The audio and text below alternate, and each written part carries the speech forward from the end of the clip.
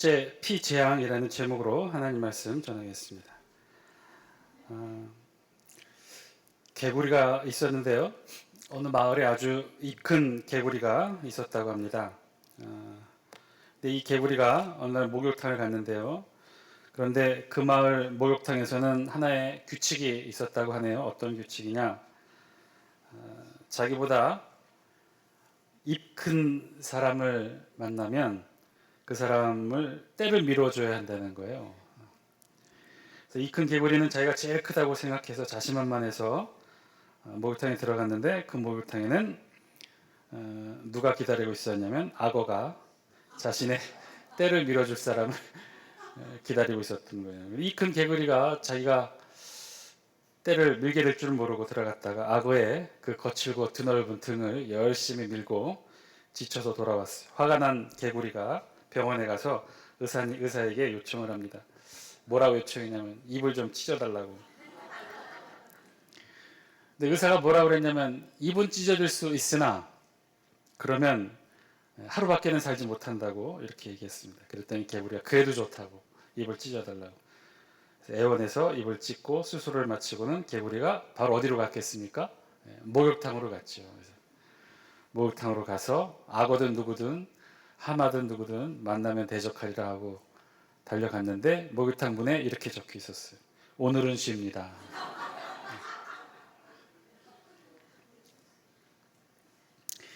이 동물들 자연을 소재로 의인화한 이야기를 우리가 우화라고 하는데요. 그런 우화에 그래도 많이 등장하는 여러 동물들이 있는데 그 중에 개구리가 아주 심심치 않게 자주 등장하게 되죠. 그런데 우화에 등장하는 개구리는 하나같이 이렇게 똑똑하지 못한 이 큰 개구리처럼 똑똑하지 못한 동물로만 소개되고 있어요. 이런 우화뿐만 아니라 우리가 알고 있는 이야기 중에 대표적인 이야기 중에 개구리에 관한 이야기가 있죠. 어떤 이야기인가요? 끓는 물 속에 있는 개구리 이야기. 여러분 다 한 번쯤은 들어보셨을 거예요. 개구리를요, 냄비에다가 물을 넣고 펄펄 끓인 100도씨 물에다가 개구리를 넣으면 어떻게 될까요? 개구리가 뜨거워서 바로 튀어나가죠. 그런데요, 한 15도씨 정도, 차지도 덥지도 한 15도씨 정도 되는 이 미지근한 물에 개구리를 집어넣고 그리고 불을 켜서 아주 서서히 가열을 시키면요, 개구리가 어떻게 된다고 그랬어요? 나오지 않고 계속 있는다고요. 몇 도가 되도록 50도, 60도, 70도, 나중에는 100도 물이 끓도록 그 자리에 그대로 있게 된다는 것이죠. 개구리가 나오지 않는 개구리는요, 기본적으로 파충류와 마찬가지 변온동물이어서 주변의 온도에 자신을 잘 맞추는 능력이 뛰어나다고 하네요. 그래서 서서히 오르는 물의 온도에 자신도 서서히 맞춰서 결국은 물이 끓을 때까지 물 속에 그대로 있어서 잘 있게 된다는 그런 말인데요. 근데 사실은요, 이 이야기는 그저 이야기일 뿐이랍니다. 실제로는 안 그렇다네요. 안 그런 걸 어떻게 하느냐, 이걸 실험한 사람이 있어요. 실제로 실험을 했대네요. 자, 15도씨 되는 미지근한 물에 넣고 냄비에다 넣고 이제 불을 가열시켰더니 실제로는 한 물의 온도가 50도 전후로 해서 개구리가 뛰어나왔다고 합니다. 자, 그러니까 이 이야기 또한 우화인 셈이죠. 인간을 빗대어 동물을 통해서 사실은 누구 이야기를 한 거예요? 개구리 이야기를 한 게 아니라 사실은 우리 자신 인간 이야기를 하려고 했던 것이죠. 그러니까 개구리가 아니라 개구리는 50도가 지나면 뛰어나온대요. 그런데 인간이라는 거예요. 인간이 그렇다는 거예요. 100도의 물에서는 당연히 저항하고 놀라서 냄비를 뛰쳐나오겠지만 그렇지 않고 서서히 높여가는 온도의 물속에서는 그만 그대로 있게 되는 우화의 동물은 개구리가 아니라 결국은 우리 인간 자신이었다는 거죠. 서서히 변하는 재난에 대해서는요, 잘 대처하지 못한다는 거예요. 반복적인 재난에 대해 빠르고 기민하게 대응하지 못하는 것이 인간이라는 거예요. 큰 변화, 큰 움직임, 큰 재난에는 민감하지만 그렇지 않은 변화, 재앙 이런 것들에는 사실 둔감하다는 것이죠. 아니, 작은 변화, 작은 재앙만이 아니라 인간은 기본적으로 무엇이든지 배워서 익숙해지고 둔감해지는 능력이 너무나 탁월하다는 거예요. 처음에는 놀라고 두려워하고 긴장하고 준비하고 다시는 그러지 말아야겠다라고 대비하지만 이것이 시간이 흐르면 또 그 사건이 반복적으로 일어나면 이제 견딜만 하다고 여겨져요. 그래서 그런 긴장감도 사라지게 된다는 것이죠. 우리 첫 번째 사진 한 장 보여주실래요? 2011년도에 일어났던 동일본 대지진, 규모가 9.0 대지진이 일어났다고 하죠. 9.0이었어요. 2011년도에 일어났던. 그래서 총 사망자가 15,894명, 실종자가 2,561명, 부상자가 6,126명. 이 대지진은요, 다음 사진 보시죠. 순식간에 쓰나미를 몰아왔고, 특히 이와테현이 가장 큰 피해를 입었다고요. 당시 사망자 수가 3,518명에 이르렀고, 실종자까지 합하면 8,000명이 넘었다고요. 그런데 세 번째 사진 보여주세요. 이 최악의 재앙이 기적적으로 빗겨난 작은 마을이 있다는 거예요. 다 폐허가 됐지만 오로지 이 한 마을만 인구 3,000명밖에 안 되는 이 작은 후다이 마을에서만 거의 전원이 살아남게 되었답니다. 이유는요. 다음 사진 보실래요? 100여 년 전에 이 마을에, 이 지역에 1896년에 15m가 넘는 초대형 쓰나미를 이미 한번 1,000여 명이 숨진 기억이 있는 그런 사건이 있었다는 거예요. 그리고 다음 사진, 1933년에도 대형 쓰나미가 몰아쳐서 또 한 번 600여 명이 숨지는 사건을 겪었어요. 두 번을 겪은 거죠. 한 번은 1,000명이 희생됐고 두 번째는 600명이 죽게 되는 그 사고를 겪습니다. 그리고 그때 기적적으로 살아남은 한 아이가 있었는데 그 이름이 와무라 고토쿠. 다음 사진. 이 마을에서 자라난 이 와무라 씨는요, 이 후다이 마을의 촌장이 되고요. 그리고 자신의 목표가 과거에 2번이나 겪었던 이 일을 마음에 두고 수건 사업으로 뭘 진행했냐면 높이가 15m 되는 방조제를 건설하기로 결심을 하게 됩니다. 다음 사진 보죠. 그런데 이 15m가 되는 방조제는 규모가 너무나 커서 많은 사람들의 반대를 불러일으켰다는 거예요. 예산 낭비라는 거죠. 주변 비판이 쏟아졌어요. 그리고 옆 마을에서는 대략 아주 높아야 10m의 방조제를 쌓았는데 그것도 사람들이 놀림거리가 되는데 여기는 15m를 쌓는다고 하니 그 예산이며 하여튼 사람들의 비웃음과 손가락을 받았죠. 그 다음 사진. 하지만 이 촌장은 포기하지 않고 수십 년간 정부와 지자체를 설득했고요. 그 다음 사진. 20년간 노력 끝에 정부와 주민을 설득해서 결국 1984년 500억을 투입해서 이 마을에 높이 15.5m의 방조제와 수문을 건설합니다. 그리고 다음 사진. 97년 이 촌장은 세상을 떠납니다. 그때만 해도 이 마을 주민들, 주변에 있는 사람들, 언론을 통해서는 이 촌장을 고집쟁이이고 또 이 무식한 사람이라고, 예산을 낭비한 사람이라고 손가락질했죠. 다음 사진 보시죠. 그리고 맞이한 2011년 3월 11일 동일본 대지진이 일어나서 쓰나미가 닥쳤는데 몇 미터짜리 쓰나미였어요? 14m. 여기 이 마을에 쌓은 방조제 높이는요, 몇 미터였어요? 15.5m. 그래서 이 마을만 기적적으로 살아남게 되었다 그러죠. 바로 옆에 있는 도시들은 다 이렇게 10m 방조제를 쌓은 마을들은요, 14m에 달하는 이 쓰나미 파도를 막아내지 못했다는 거예요. 마을은 초토화됐고 수백 명의 사상자가 발생하게 됩니다. 마지막 사진. 이 촌장이 했던 말이 있대요. 2번이나 겪었던 것을 3번 겪을 수는 없다. 그의 말, 마지막 말, 2번 겪었던 것을 3번 겪을 수는 없다. 맞는 말이죠. 현명하고 지혜롭고 당연한 말과 행동임에도 불구하고 그러나 우리네 삶의 현실에서는요, 이런 모습이 사실 너무나 귀하게 보이는 것도 사실이죠. 똑같지는 않지만 우리에게도 이런 비슷한 경험들이 참 많이 있죠.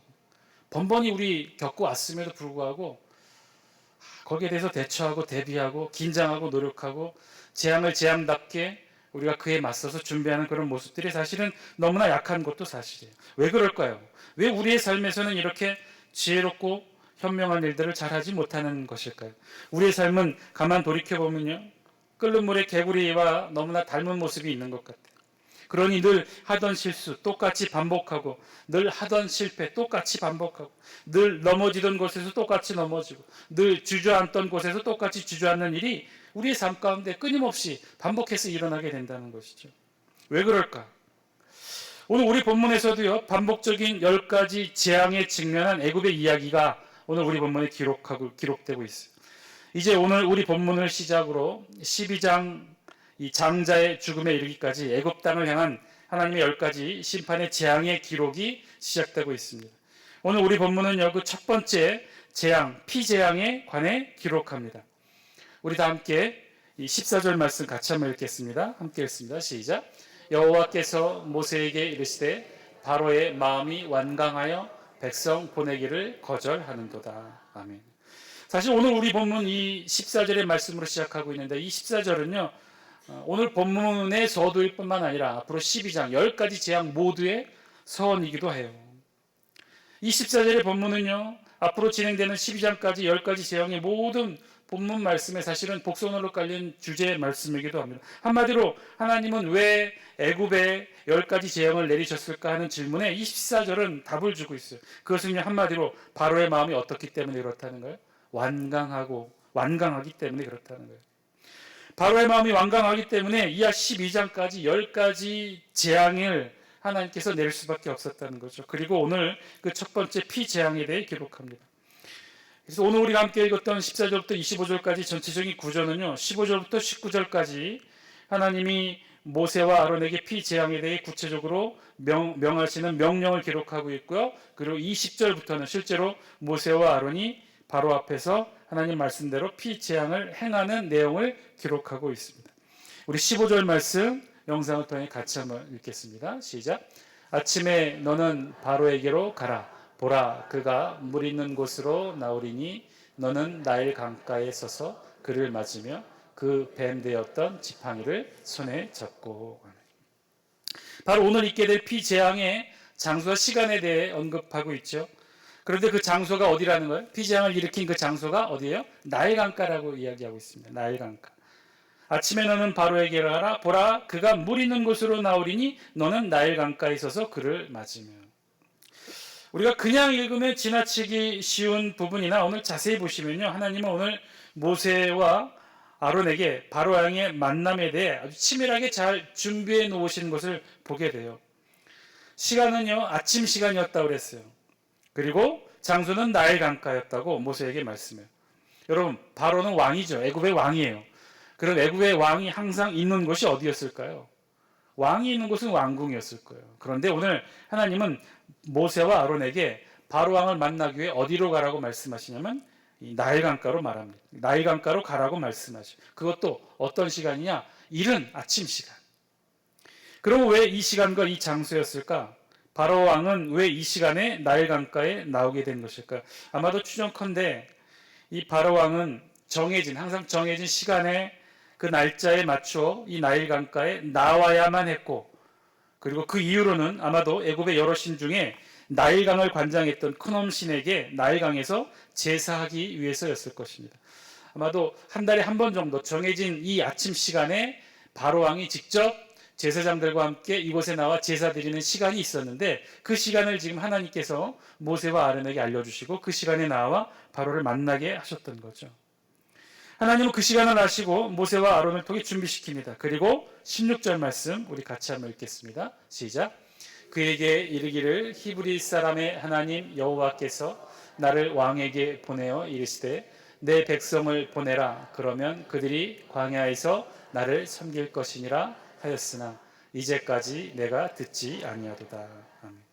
계속해서 하나님께서 모세를 통해 애굽 왕 바로에게 전하라 하셨던 말씀의 내용이 또 한번 반복되고 있죠. 하나님이 모세를 통해 애굽 왕 바로에게 하셨던 말씀이 무엇이었나요? 내 백성을 보내라. 그러면 그들이 광야에서 나를 섬길 것이다. 내 백성을 보내라. 그러면 그들이 광야에서 나를 섬길 것이다. 나에게 제사 지낼 것이다.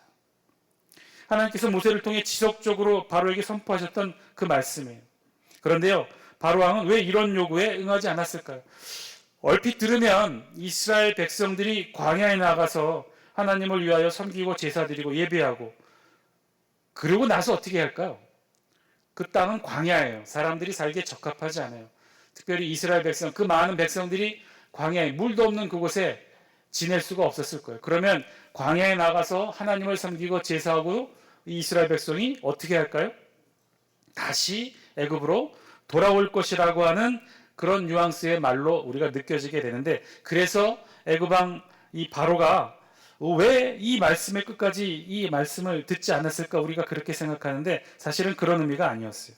그들이 광야에서 나를 섬길 것이다 라는 이 뜻은요, 이 거친 땅, 광야, 사람이 살기에 적합하지 않은 이 땅, 그러니 물이 없고 식량을 구할 수 없는 이 광야에서 이스라엘 백성이 오래 거주할 수 없으니 바로 제사만 드리고 다시 돌아올 것이다가 아니라 오히려 광야에서 제사를 드린다는 말은 광야를 거쳐 어디로 간다는 거예요? 적과 꿀이 흐르는 약속의 땅 가나안으로 하나님이 인도해 드리겠다라고 하는 상징적인 의미와도 같은 말이었어요. 즉 이스라엘이 완전히 애굽에서 떠나게 될 것이라는 이 상징적인 선언의 말이 바로 이 말이었던 것이죠. 광야에서 이들이 나를 섬길 것이다. 애굽 왕 바로도 사실은 그 사실을 모르지 않았기 때문에 그토록 완강하게 이스라엘 백성을 보내기를 거절했던 거죠. 이 사실은 17절 전반부의 말씀에서도 사실 잘 드러납니다. 우리 17절 말씀 전반부만 같이 한번 읽어볼까요? 시작. 여호와가 이같이 이르노니 내가 이로 말미암아 나를 여호와인 줄 알리라. 아멘. 하나님께서 모세와 이스라엘 백성들에게 출애굽 시점부터 또 지속적으로 하셨던 말씀이시죠. 이로 말미암아 나를 여호와인 줄 알리라. 나를 여호와인 줄 알게 될 것이다. 여러분, 하나님이 여호와, 하나님의 이름이 여호와인 줄 이스라엘 백성들은 언제부터 알았을까요? 우리 성경에 보면요, 하나님의 이름이 여호와로 기록된 건 창세기부터 기록되고 있어요. 즉 이 말은 무슨 얘기냐? 이스라엘 백성들은요, 여호와 하나님의 이름이 여호와라는 사실은요 모두 다 알고 있었던 하나님의 이름이에요. 그런데 그 이름을 새삼 다시 알려주시고 확인하시는 이유가 무엇일까요? 이로써 나의 이름이 이로써 나를 여호와인 줄 알리라 하셨던 그 말씀의 진짜 의미는요, 다음과 같은 사실 때문에 그래요. 이스라엘 백성들에게 하나님의 이름은 두 가지로 알려져 있어요. 첫 번째는 엘로힘, 그 다음에 두 번째는 여호와입니다. 그런데 각각의 쓰임과 용례가 조금은 틀려요. 하나님이 하나님 스스로 자신의 이름을 엘로힘이라고 말씀하실 때는 주로 어떤 때 하나님이 하나님의 이름을 엘로힘이라고 표현하셨느냐면요, 이스라엘의 조상들 아브라함, 이삭, 야곱과 함께 하나님께서 약속, 언약을 맺으실 때 하나님이 하나님의 이름을 엘로힘이라고 나타내셨다. 그러니까 하나님이 이스라엘 조상들 아브라함과 이삭과 야곱에게 언약을 맺을 때 언약의 내용은 뭐였어요? 내가 너의 후손들을 젖과 꿀이 흐르는 가나안 땅으로 인도해 드리겠다라고 하는 이 하나님의 언약의 말씀을 맺을 때는 하나님이 하나님 자신의 이름을 엘로힘으로 드러내셨다는 거예요. 반대로 하나님이 하나님 자신의 이름을 여호와로, 오늘 본문처럼 내 이름이 여호와인 줄 너희가 알리라라고 하는 이런 여호와 이름으로 공식적으로 알리는 때는 언제였느냐? 바로 하나님의 약속이 성취되는 때 하나님이 이렇게 자신의 이름을 여호와로 알리셨다는 거예요. 자, 그러니까 하나님께서 자신을 여호와라고 강조하셔서 말씀하실 때에는 이스라엘의 조상들과 맺은 언약, 즉 젖과 꿀이 흐르는 땅으로 인도해 내시겠다고 하는 그 언약의 확증을 드러내실 때 이 이름 여호와를 사용하셨다는 것이죠. 오늘 그 내용이 그 부분이에요. 17절 앞부분의 말씀이 그것이에요. 이로 말미암아 나를 여호와인 줄 알리라. 자, 그러면 이로 말미암아라는 뜻은 어떤 뜻일까요? 앞부분 내 백성을 보내라. 그들이 광야에서 나를 섬길 것이다. 그리고 생략된 말씀이 뭐예요? 광야에서 하나님을 만나고 하나님께 제사 드리고 그 다음에 어떻게 한다는 거예요? 하나님이 이 광야를 거쳐 이스라엘 백성들을 그들의 조상 아브라함과 이삭과 야곱에게 맺었던 언약의 결과대로 젖과 꿀이 흐르는 가나안 땅으로 인도해 드리시겠다. 그래서 내 이름이 여호와인 줄 알게 하겠다. 이 선언의 말씀을 그래서 17절 말씀을 통해 하셨던 거죠. 그리고 이제 하나님은요, 그렇게 이른 아침 나일 강가에서 바로 왕을 만나게 하시고는 그곳에서 어떻게 해야 될지를 모세에게 이렇게 명령하셔요. 우리 17절 후반부 말씀과 18절 말씀을 우리 같이 한번 읽겠습니다. 17절 볼지어다부터 시작. 볼지어다 내가 내 손의 지팡이로 나일강을 치면 그것이 피로 변하고 나일강의 고기가 죽고 그 물에서는 압취가 나리니 애굽 사람들이 그 강 물 마시기를 싫어하리라 하라. 아멘. 내 손의 지팡이로 나일강을 치면 그것이 피로 변하고, 하나님의 첫 번째 재앙, 그것은요 나일강을 피로 변하게 하는 것이었어요. 애굽인들에게 나일강은 최대 축복의 근원지였어요. 풍요의 상징이었어요. 그래서 신적으로 추앙받고 숭배받는 곳이 바로 이 나일강이었어요. 그런데 하나님이 그런 나일강을 치신다는 거예요. 하나님이 쳐서, 나일강을 쳐서 피로 변하게 하신다는 것이 하나님의 첫 번째 재앙이었어요. 한편 이 본문에 대한 혹자들의 해석은 이 애굽의 첫 번째 재앙, 피로 변하는 재앙이 나일강이 정말로 피로 변하는 것이 아니라 자연적 현상의 일부로 설명하기도 합니다. 그러니까 사진 한 장 보여주실래요? 그러니까 이 사진처럼 이 나일강의 적조 현상이 일어나서 일시적으로 이 적조 현상이라면서 이렇게 붉게 보이거나, 혹은 두 번째 사진처럼 일시적으로 이 강이 범람하고 큰 물이 커다란 유속으로 이 강을 뒤훑고 지나가게 될 때 강 밑에 퇴적했던 이 적층 퇴적물이 이렇게 부상하여서 물 위에 떠서 이렇게 붉게 보이는 현상들, 적조 현상이나 혹은 이 부상하여 현상한 이런 현상 때문에 붉게 보일 수도 있다, 그렇게 보이기도 하겠다라고 해석하는 본문들이 있어요. 그런데요, 이런 자연현상은요, 아무리 빨라야 1주에서 2주에 걸쳐서 일어나는 현상이에요. 오늘 본문에서처럼 나일강을 지팡이로 치자마자 바로 일어날 수 있는 현상이 아니라는 것이죠. 그리고 그런 의심의 쐐기를 박듯이 우리 본문 이후에는요, 18절에 보면 뭐라고 그랬어요? 나일강의 물고기가 다 죽게 되었고, 그리고 바로 고기가 썩어서 악취가 나게 되었다. 우리 성경이 그렇게 기록해요. 그러니까 이건 일상적으로 일어나는 자연적인 적조 현상이나 범람해서 땅의 퇴적물들이 물 위로 드러나 그렇게 붉게 보이는 현상이 아니라는 거예요. 분명히 기적이었다는 거죠. 하나님이 일으키신 기적적인 재앙의 현상이었어요. 정말로 나일강을 치자마자 바로 변하게 된 그런 재앙의 사건이었다는 거예요. 그리고 이뿐이 아니었어요. 그저 나일강의 물만 핏빛으로 변한 게 아니라 19절 말씀을 보니까 더 놀라운 사실이 우리 성경에 기록되어 있어요. 우리 19절 말씀 영상을 통해 같이 한번 읽겠습니다. 시작. 여호와께서 또 모세에게 이르시되 아론에게 명령하기를 내 지팡이를 잡고 내 팔을 애굽의 물들과 강들과 운하와 못과 모든 호수 위에 내밀라 하라. 그것들이 피가 되리니 애굽 온 땅과 나무 그릇과 돌그릇 안에 모두 피가 있으리라. 나일강뿐이 아니었어요. 그냥 단순한 자연적 현상이 아니었어요. 나일강뿐만 아니라 뭐라고 그랬어요? 애굽의 물들과 강들과 운하와 못과 모든 호수 위에 그것들이 다 피가 될 것이다. 애굽의 물들과 강들, 어디를 가리키냐면요, 애굽에 있는 나일강을 비롯한 또 다른 강들을 의미하는 것이 아니라 실제로는요, 애굽 땅에 큰 강 나일강 하나 흐르고요, 이 큰 강 나일강을 주변으로 지류들이 많이 있었어요. 이 나일강을 흐르는 지천들이 많이 있었다는 것이죠. 그런 많은 강들, 그럼 다 작은 강들과 하천을 뜻합니다. 워낙 나일강이 커서 그 나일강을 이루는 수백 개의 지류와 지천들이 있었던 것이죠. 그러니까 지금 이 나일강 본류만 핏빛으로 변한 것이 아니라 나일강으로 흘러주는 모든 강물들, 하천들, 그리고 그 강물들이 만들어내는 또 못과 호수들 다 핏빛으로 변하게 되었다는 거예요. 그리고 그뿐이 아니라 심지어 집안에 있는 나무 그릇, 돌 그릇에 담겨져 있는 물조차 다 피로 다 변하게 되었다는 거예요. 놀라운 기적과 같은 재앙이죠. 그러니까 애굽에 있는 모든 물들이 다 피로 변한 거예요. 심지어 집안에 있는 나무 그릇, 돌 그릇, 모든 식기 안에 담겨져 있는 물조차 다 피로 변하게 된 거예요. 이는 사실 커다란 재앙이었죠. 첫 번째 재앙, 피재앙, 심각한 재앙이었는데, 그런데 애굽왕 바로는 이에 어떻게 반응했을까요? 우리 22절 영상을 통해 같이 한번 읽겠습니다. 시작. 애굽 요술사들도 자기들의 요술로 그와 같이 행함으로 바로의 마음이 완악하여 그들의 말을 듣지 아니하니 여호와의 말씀과 같더라. 그런데 정작 바로는 어떻게 반응했느냐?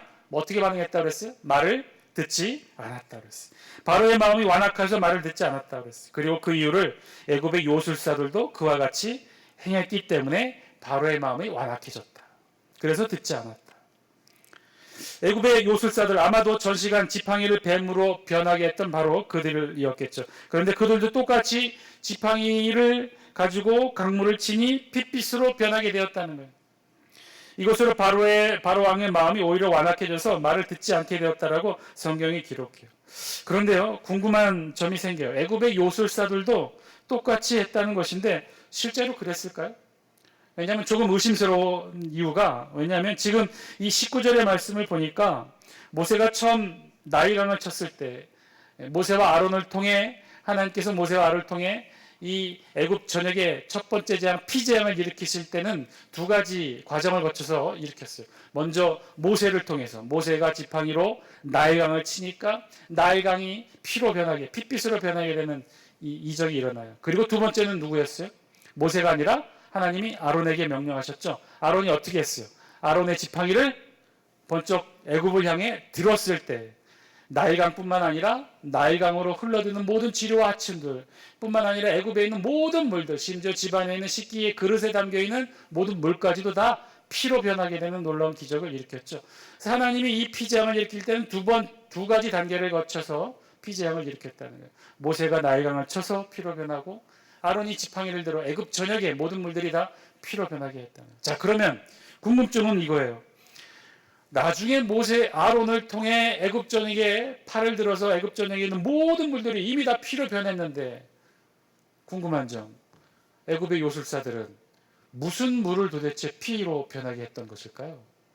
이미 애굽에 있는 모든 물들이 다 피로 변했는데 어떻게 또 어떤 물이 있어서 피로 변하게 했을까요?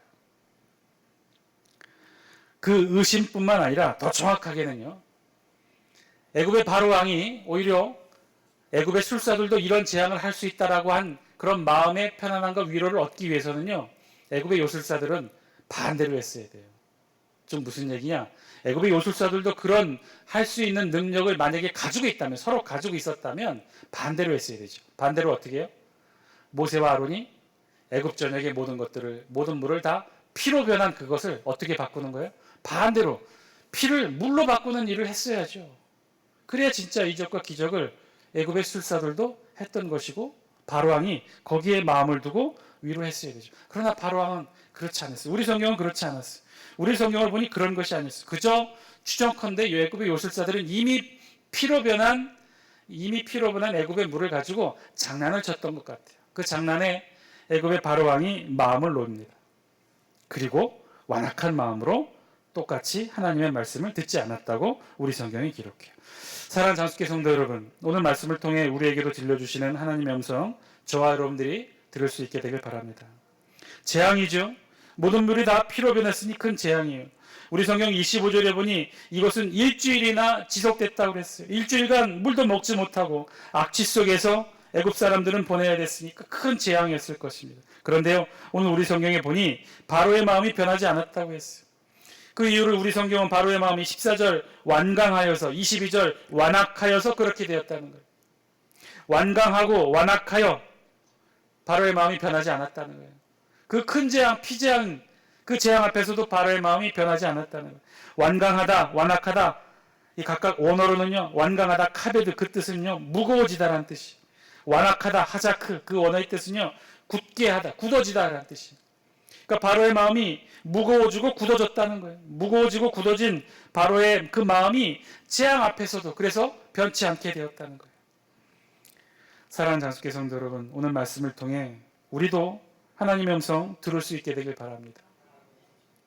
큰 재앙 앞에서도 변하지 않고 말을 듣지 않는 이유는요, 우리 마음이 완강하고 완악하여져서 그렇다는 거예요. 무거워지고 굳어져서 그렇다는 거예요.